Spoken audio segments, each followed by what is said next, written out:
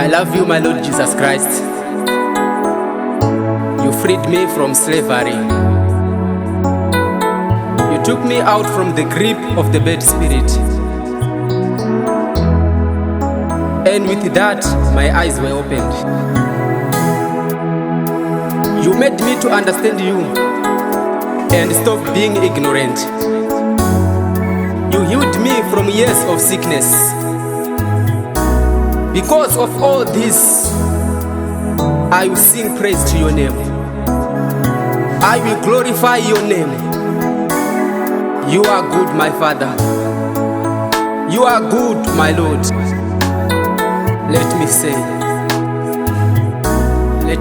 this song.